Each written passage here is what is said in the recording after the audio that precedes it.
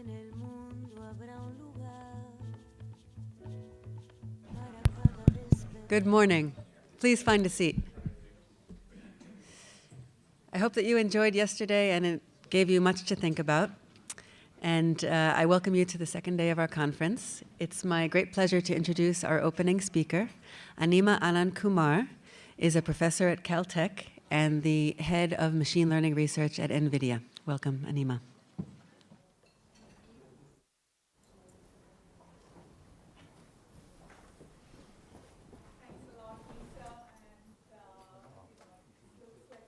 Interdisciplinary crowd coming from many different areas. So I'm a professor at Caltech and also director of machine learning research at Nvidia. My expertise is not in core healthcare, but more in AI. But there's so many collaborators and partners I interact with where there's a lot taking off in healthcare, and that really excites me as an AI researcher and as an AI developer. So I'll talk both, a bit about my research and also some, fundamentals of machine learning and AI that is relevant to healthcare, as well as efforts on the Nvidia side in advancing healthcare, how we are doing it through our partners and our own initiatives. So I'll give both the perspectives, one in fundamental research and the other are tools and services that can really help take healthcare to the next level. So machine learning has had a lot of excitement over the last few years. And in 2018, I think, is where it's really taking off, right? There is a lot more deployment in the real world, and there is a lot more impact coming out of machine learning. And so there's been recent reports of how much impact it's had in different industries. For details how exactly that impact was measured, you can go to those reports. But I think for me, what really stood out was the impact that it's had in healthcare in 2018 has been really outsized, right? I mean, much more than in financial services or retail, which you would think are the traditional consumers of machine learning. And also mostly because I think it's really emerging in healthcare, whereas it's quite maybe mature in areas like financial services. So this is the moment for AI in healthcare, and I'm sure everybody here in the crowd is very excited about that and contributing in their own ways to advancing that further. So given this excitement, right, so why is it so important and also challenging to have this broad platform that has AI in various healthcare services? So one thing is it's very complex because there are so many stakeholders, right? So it's, who is the customer? I mean, who is the consumer?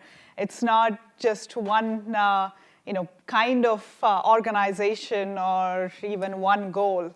Right, and that's what makes it challenging that we have, the payers or the patients, we have the providers, the pharmaceuticals, the R&D, the universities. So there's just so many different stakeholders that would be using these services. And also what those services would entail, AI is just one part of it, right? So we need to not lose track of it, that AI is an enabler, but not enough by itself. So in addition to AI, we need to think, when I say analytics, it means where the data is, how we can transform the data, what kind of featurizations we need. And that's where a lot of domain knowledge is required. And so analytics kind of broadly encompasses both getting the data through different sensors and intelligent devices, but also pre-processing them and applying a lot of domain knowledge before AI can come in, right? And then and you may also need virtualization. Data is going to be a big barrier in many healthcare services. And so not only how do you virtualize services, but also can you simulate and create synthetic data, but still be true to the real distribution? These are all questions that require deep thinking. And finally, visualization and services are especially important for like imaging applications, right? So you want like real-time, fast reconstruction and visualization of images that could be very high resolution.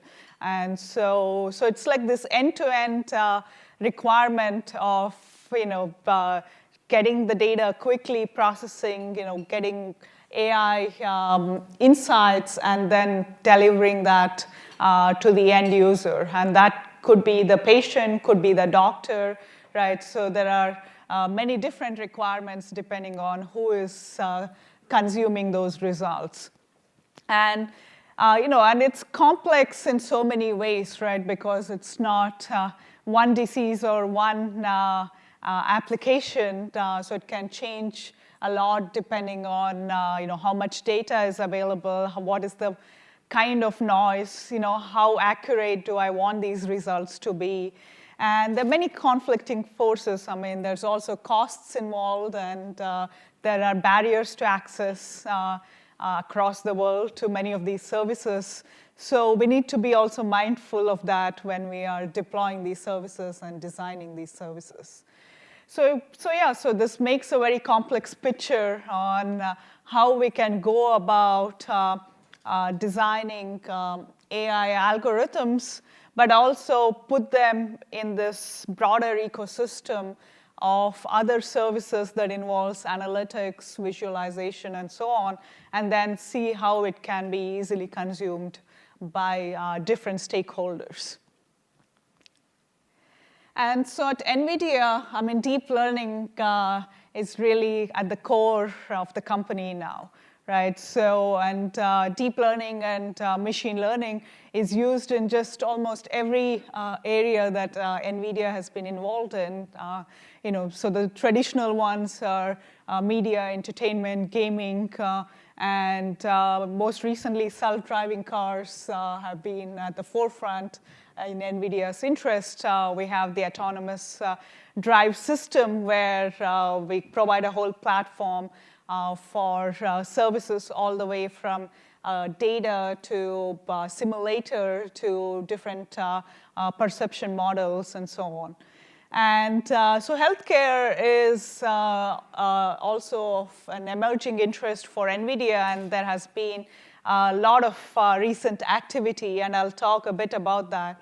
But also historically, there has been a lot of innovation in healthcare, and NVIDIA has partnered with many companies over the last decade to enable this, right? So the CUDA is really at the core of all computations that occur on GPUs, because without CUDA, it is almost impossible for any average user to write code on GPUs, right? It would be highly complex. And so when CUDA came about, that really transformed the ability for many more programmers to start writing new programs, new algorithms on GPUs. And since then, there has been so many different kinds of services that have been built on GPUs, on NVIDIA hardware. If you think about like ultrasound rendering, or like GE having like these iterative reconstruction and dose reduction mechanisms. There is ION desktop sequencing by Thermo Fisher. So many different customers and partners have used NVIDIA hardware and services in the past to build solutions.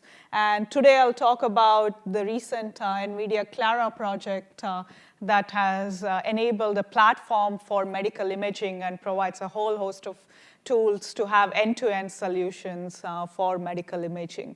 And so it's been a decade of many innovations in the healthcare space, and NVIDIA has been enabling that in many different ways. And so, when it comes to enabling a digital digital hospital, right? So I don't even know what happened for a second.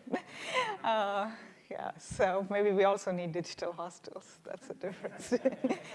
So for the digital hospital, as I said, there are multiple stakeholders, right? So one is on the patient side, how do we ensure that they have a seamless experience? I mean, if somebody tries to go to the hospital, you all the way from making the appointment to the getting the appointment on time and like the latency, all these issues. There's so much room for us to improve that, and AI can have a big role in making that whole system seamless.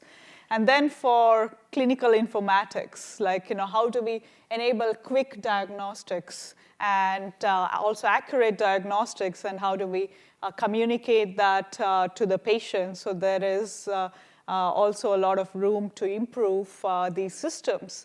And I guess in terms of the innovation, the most exciting is for research, right? So then, there are these current processes that we can really make it seamless and much more efficient, but also how do we enable researchers to develop the next set of therapies or diagnostics? How do we enable this for the researchers? So all these need to be enabled for us to make progress and remove not only the inefficiencies in the current system, but look at innovation for the next generation. And so how does AI play into all that, right? So AI can be consumed in many different ways by in the healthcare space.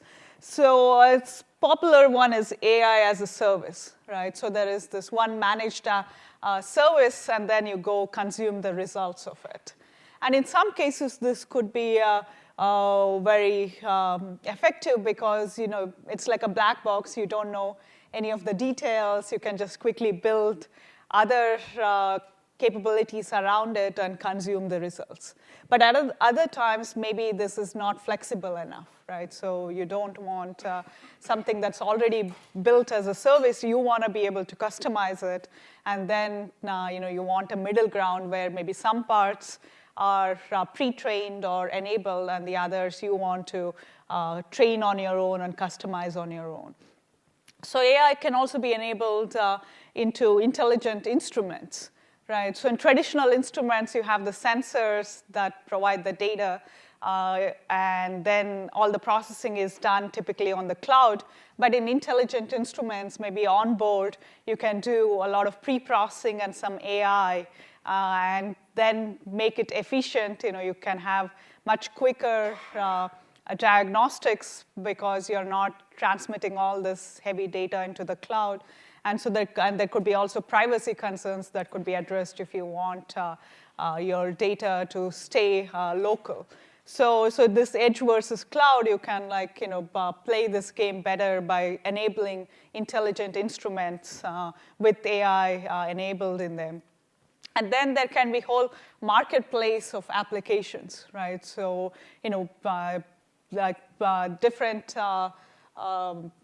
programmers could have their own custom algorithms for different end users, and they could be consumed. So there are different ways AI can come into the marketplace at different parts of the system. Yeah, so I can first take a bit of time to look at some of the fundamentals of machine learning and AI, right? Like, when we are thinking about using machine learning in an application, what are some aspects we need to worry about? And I'll also talk a bit of my own research in the space of using machine learning in broad, like biology and healthcare space. So when we think about AI and machine learning, we usually think of only the algorithms, right? So because that's like this magical process that transforms your data to useful results in the end. But what's important are also the other two pillars, especially the data. So I think in healthcare, in so many applications in healthcare, data is going to be a big barrier, right? And privacy is going to be a big issue. And we currently don't have the research is still ongoing. We still haven't had a system that can be as private as you want and also have AI enabled at scale, right? So again, privacy can mean many different aspects. One is privacy in the sense of security, right? Your data is secure. But also if you want privacy in the sense of differential privacy that AI researchers think about, what impact that has on the accuracy of your results. These are things that researchers have only started thinking about more recently. So it's still a big question of, how can I make sure the data is private, and how can I make sure I have enough data, right? So that the data is, if it's too noisy, then again, the results are going to be biased. So it's like garbage in, garbage out principle, right? So we need to have enough good quality data. So how do we get that is a concern.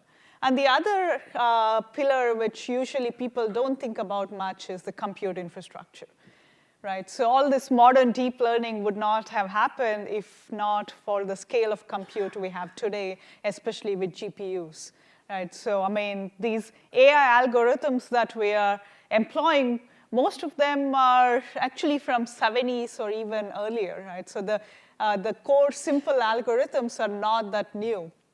I mean, we have made some changes on top of it, but the core principles are not new, right? So what's new is really the availability of compute infrastructure along with web scale data, right? So that's what has transformed the field.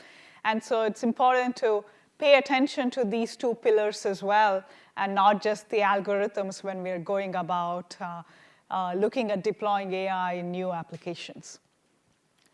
So one of the canonical tasks for deep learning has been computer vision and in classifying objects in images, right? So if you look at ImageNet and all these popular data sets, they have natural images and they have labels for different objects in the image.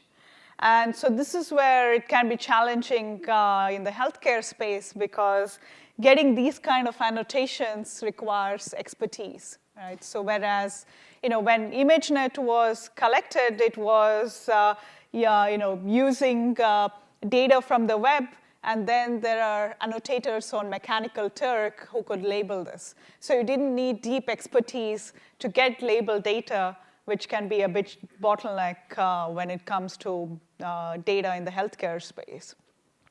And the other challenge is the scale. So what really enabled computer vision was having a very large number of images, right? So it's very hard for us to write down what are the rules for variations in a natural image, right? I mean, how should a swimming pool look like? I mean, what are all possible variations of swimming pool, and how does it, where does it occur? What is the context? What other objects does it co-occur with? These are all things, we can't possibly write down, right? So that's why we need to have a lot of data with different variations so that the algorithm by itself can try to figure out what these underlying correlations are. And so the scale of data is what changed the game for computer vision, because you're like now providing enough data to incorporate all the natural variations we see in images. But indeed, when we are doing that, there is still a bias, right? So as an example, this is the category of fish in ImageNet. And you can see, the natural surrounding for the fish would be ocean, right? But sometimes the ocean is dark, sometimes it's light. But also so many pictures involve humans, right? So this is like kind of also our bias, like we take pictures of the fish when somebody's caught a fish, right? So there's going to be always an inherent bias in how the data is collected.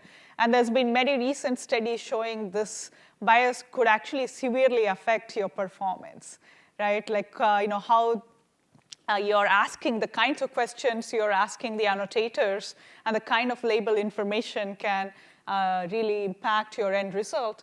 And what's challenging in a deep learning mechanism is this is a black box.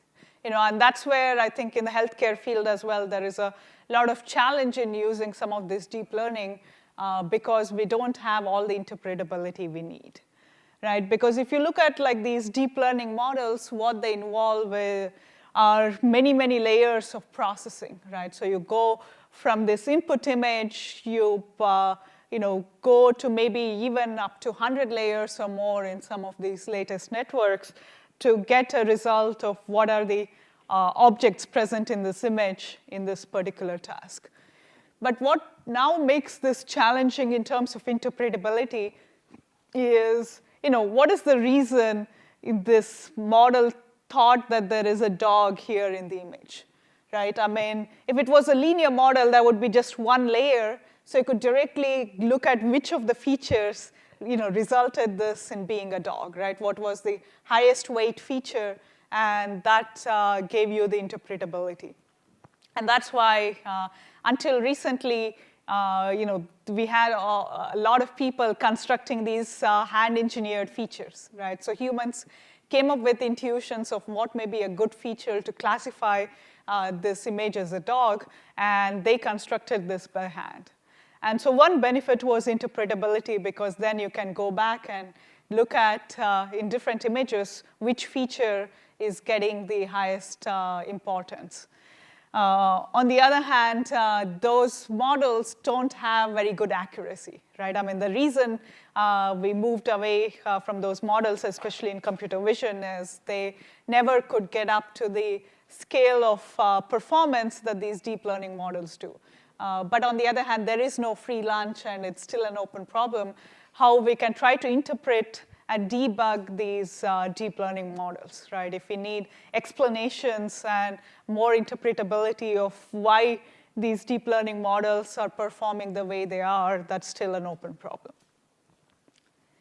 And then the third piece of this puzzle, as I said, was the compute infrastructure. Today the Moore's law is dead. We are not getting this multiplicative increase in single-threaded compute anymore, right? So we are reaching these limits of hardware performance in so many ways. And so this is where the GPU computing has taken off by exploiting parallelism. So what underlies these deep networks has been these layers of linear algebra processing, right? So think of like matrix multiplication and other similar operations which are extremely simple. And so that's the beauty of these networks, that extremely simple operations, if you do them at a huge scale, can result in highly complex models with very good accuracy and performance results. And so what NVIDIA GPUs enable are these operations at scale, right? So I mean, think of like now doing these matrix operations, but on maybe billion parameters or more in some of these models, right? On a single image, you may require that many operations. And so how to parallelize this effectively is what underlies the GPUs. And without this, we wouldn't have deep learning today. And so all these three have to play together well. We need to have enough good labeled data. We need to have the flexibility of the deep learning models, and then we need to have the parallelism from GPUs to enable our current deep learning systems, right? So when all these three came together, that's what resulted in this performance leap in computer vision. So the ImageNet contest has been an annual contest, and you can see 2010 was before deep learning, and then it rapidly resulted in this reduction in errors over these last few years. And so all these three kind of enable this to happen together. And so given that we've seen these results on ImageNet, I guess one question people here are interested in is what impact this has on medical imaging, right? Like what aspects are similar to natural images, but then there's so many other unique issues when it comes to medical imaging. But there's been so much interest on using deep learning in the field of medical imaging. So in my own research, what I think about are ways we can extend some of these deep learning models and these notions of using linear algebra operations in these models. right? So what I specifically think about are tensors, like how we can enable multi-dimensional processing. So now we go beyond just matrix operations to higher dimensions. And so why is this important? The data has many dimensions, right? So if you think of a simple image, it's like width, height, and number of channels. If it's video, there's also now the time dimension. And I think with a lot of biological and healthcare domains, you'll have highly multidimensional information with so many different channels and so many modalities. And so here, it's important to ask, what is the right way to process this data, and what kind of neural network architectures would be the right thing to do here? And the intuition is, right, so we should process them using these higher order algebraic objects called tensors, which go beyond just these two-dimensional matrix operations, right? So matrices have rows and columns. I think probably everybody here has done some form of linear algebra back in undergrad, right, if not later. But what tensors now enable is to extend that to more dimensions. And my research asks, what advantage can we get with processing directly on tensors, looking at extensions of matrix products to now more dimensions that would truly enable us to get the most out of our data, right? Exploit the multidimensionality in our data to the best possible extent. And so one of the applications I used with these tensors, one was, as I said, build them into neural networks, but you can also do them in other settings where you don't have labeled data, right? This is called unsupervised learning, and then you want to extract some underlying structure from your data. So one of the popular models is called topic models. So here you have text documents, and you don't have these labels, right? So these are labels that are the output of the algorithm, but as an input, all you have is the raw text. You don't have these labeled documents. You would like to output what are the topics in different documents. So the challenge is no one is telling you what these topics are, right? There are no examples of what these topics are. So you have to figure this out on your own with using only this text data. And an intuition of what can be useful to extract topics are co-occurrences of words.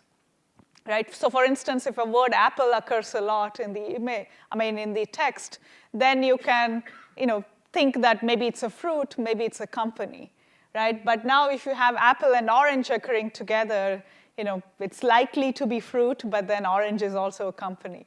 So maybe then you look at co-occurrence of 3 words. If it's apple, orange, and banana, then you're now more certain it's a fruit. Right? So the intuition coming out of this is that co-occurrence of multiple words in the documents can give useful information about topics. Of course, we don't want to be going and manually labeling every triplet and saying what topic it is, right? This is just not scalable. But instead, we want the algorithm to directly figure out what are the dominant patterns using co-occurrences. And so that's kind of the intuition. We look at tensors to incorporate co-occurrences of triplets of words, and we'll decompose them. Think about this as an extension of principal component analysis, which is the popular way to figure out what is the dominant signal in your data using covariances or second-order information. You can do the same with now third-order information and extract the dominant components of this tensor, and through that, we can extract the topics. So this is very useful now if you have unstructured text, which happens in a lot of healthcare, with electronic health records and so many other settings. There's some structure, but there's also unstructured text. So, like doctor's notes. How do you process this at scale? And when I was previously I was at AWS, and there we built this into the Amazon Comprehend service, so you can go and extract topics automatically given huge amounts of text documents. So this notion of using tensors to extract this higher order information and then through that the topics is also applicable in other ways, right? Because the core modeling can be useful in other settings as well. And we applied this for the setting of learning about cell types in the brain using like the Brain Atlas information from the Allen Brain Institute. And here there are images, the in situ hybridization images on the brain slices. And this is, again, an instance of unsupervised learning because we want to ask what are the underlying cell types given these images. And what we did was we constructed various joint histogram features of what we think will be useful information to extract the cell types. Right? For instance, the size is a useful information, the orientation in which the cells are, the density of the cells, the expression levels of different genes. So these are all natural features we can expect will help us extract the underlying cell types. And so once we have this information, we can again look at these tensor methods to extract the underlying cell types in an unsupervised way. And when we did that, somehow the resolution didn't come out here. We can then ask, there are certain known cell types, right, with marker genes. So we can go back and verify if we can extract known cell types as well as potentially discover new ones. And there's so many various validations we can do to see that we could extract many meaningful cell types and also provide like a spatial census of what is the distribution of different cell types in different parts of the brain. And so this gives an example of where this underlying probabilistic modeling along with algorithmic design could be broadly applicable in many different problem areas. But at the same time, it's also important to collaborate with the domain experts. So this was in collaboration with Sri Turaga now at Genelia, as well as researchers from Allen Brain Institute. So there's a lot of potential for, I think, very fruitful collaboration between core AI researchers and people in biology, neuroscience, healthcare, and so on. How much time do I have? Oh, OK. So I didn't realize that since I don't have a watch or a clock here. So I'll just quickly kind of say what RAPIDS is. Like what it's really doing is enabling an end-to-end GPU pipeline all the way from data processing to visualization. Everything's done on the GPU and optimized to the best possible extent. So you can have as much as 80x speed up in many different settings. And the benefit with this is it's actually completely open source. So you can go and download the packages as well as many solutions that have been built on top of it. And I want to quickly also talk about NVIDIA Clara that was released just a few months ago, which is a platform that has end-to-end solutions. It has image reconstruction, all the AI tools needed to do deep learning on medical images, as well as rendering and visualizations. And there are many applications like CT imaging or MRI. So you can have many different capabilities all present in this one platform. And there are many deep learning classes available on the DLI, that's the Deep Learning Institute at NVIDIA. And so these are, again, educational frameworks where radiologists and people from more biological fields can go and learn about deep learning. And finally, there is GTC is around the corner. We'll have many researchers speaking about use of deep learning in healthcare and biological areas. So I hope you get to attend and learn more there. Thank you.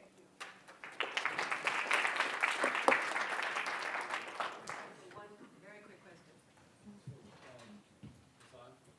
Two related questions. Yeah. One is Max Tegmark popularized the notion of the depth of the neural net stack should be a reflection of the complexity of the data you're operating on. Mm-hmm. So is that still holding true? And the second question is, companies like DataRobot that promise to deliver ensembles of different neural net approaches to solve the same problem, do you have any particular bias about either of those approaches?